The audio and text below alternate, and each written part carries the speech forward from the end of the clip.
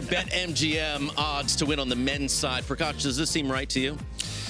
It is just wild that before an event, a player can be minus 125 going in. But I think there's some great value. Sinner, I do believe, is the overwhelming favorite. But plus money on Carlos and plus 1,400 on a 10-time champ, right? It might be worth a couple of bets there. What do you think, Linz? I think that pretty accurate there. Yeah. Novak, his body has let him down in the last few majors, and I think everyone's waiting to see how is he physically. Is he going to be ready to play 7 matches, 3 out of 5 sets?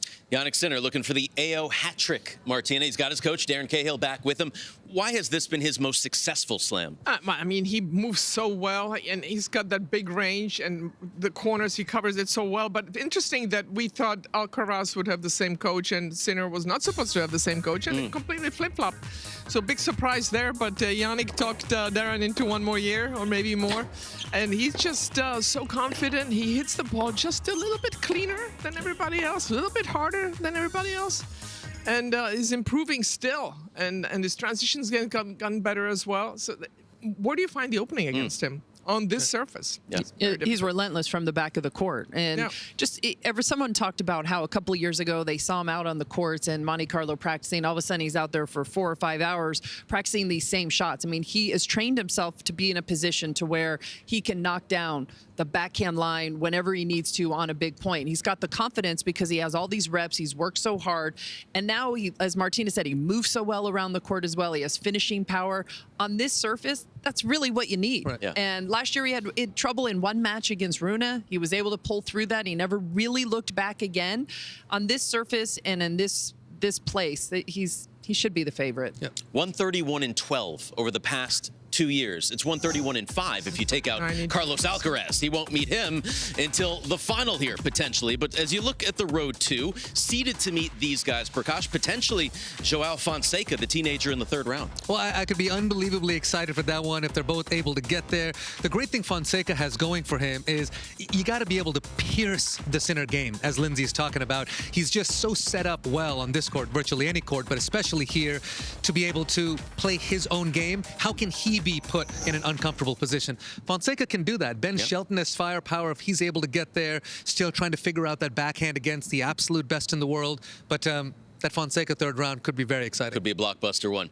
The only warm-up to this event for Jannik Sinner was an exhibition in Korea against Carlos Alcaraz. I think the top 10 player with the potentially biggest question mark is Carlos Alcaraz. No more coach Juan Carlos Ferrero. What do you think, Linz? Yeah, it was such a shocking revelation when we all heard in December. You keep in mind, Juan Carlos has been able to develop Alcaraz. They seem like family. And also the communication between the two in matches, and particularly big matches, was pretty constant, almost every point. So how will Alcaraz be able to play those kind of big matches on the Grand Slam stage without that? He's used to looking over and hearing those words. Of course, his coach Samu has done a wonderful job this last year, but it is different. And Alcaraz will have to play a Grand Slam under that. He's so good. He's so explosive. He's never played his best tennis down under, but he's playing for a lot here to try and get the career slam, maybe trying to prove to himself he made the right decision as well. I think we're going to see a pretty high level from Carlos. It's the biggest question mark right now. I mean, as you said, Lindsay, he looked at Carlos after every point. He was getting so much advice, where to stand, where to hit, all of that stuff. Now, is he going to have that same confidence in his new coach? It's going to be playing some tricks on him. We'll see.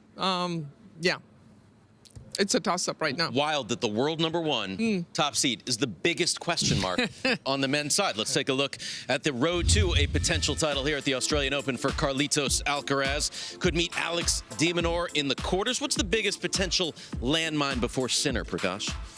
I don't know that a lot of these players can trouble him. Tommy Paul, of course, has had the most variety amongst all the players you see, so that could potentially be a threat if he's able to execute at the highest level. But look, all of these matches, up until you get to the semis where Zverev can serve out of a tree, made the finals last year, it's all on Carlos's racket. And to add to Lindsay and Martina, look, I say this as a compliment. Carlos is a more emotional player than Jannik Sinner. Sinner comes out just nice and cool out there, but the emotions, it can work to his detriment. It can also be why he plays so well when he's really feeling it. He feels that connection with his team. He's feeling the crowd energy. So how will this coaching change affect the emotional component of Carlos? Do you think it'll help or hurt? it's on him now to find a way, a different narrative, a different perspective to make it work for him. Because if it's in a 5-all in a 5th set, all of a sudden you're looking for the right type of words that Juan Carlos would say, knowing him since 15 years old. That's not there. Exactly. How do you fabricate that on your own? Will that be that connection? Right. It'll be different, but which way? Only time will tell. We'll see early on for Carlos Alcaraz. Then, of course, there's Novak Djokovic. He has won the title here 10 times. He is going once again for history, number 25 overall. Martina, what are the chances that he gets it done? Well, I think the odds are pretty obvious. I don't know if I've seen a bigger split between number 1, number 2, and the next player on the men's side particularly. But, you know, you cannot count him out.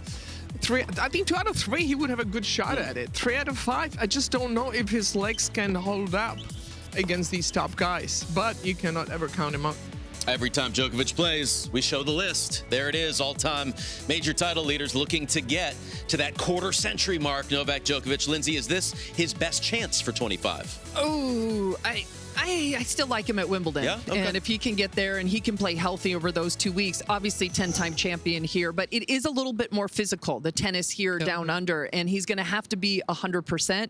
It didn't look like he was the lead-in week. He had a couple of little injuries during practice. Such a great hardcourt player, but if you're going to get to the semis, then you're most likely going to have to go through both Sinner and Alcaraz. He's got to be 100%. Let's boil it down even further. You know what they say, you can't win a Grand Slam in the first week, but you can certainly lose it. I think that applies even more for Novak Djokovic. Now, Linz, last year, he was talking about when I got to the semis, I didn't have enough in the tank at that point. So it's how well can he get through these first several matches. He's got Menchik in his section. He's got Musetti, Lehechka. Let's see how that goes. If he can not waste too much energy, gives him his best shot. And he's on the Sinner side, which is difficult as well. I think he's got a better shot against Alcaraz than he does against Sinner. He may need some help. He may need somebody to beat one of those 2 guys. I think he can beat one of them, but not 2. I mean, again, physically, it's so taxing.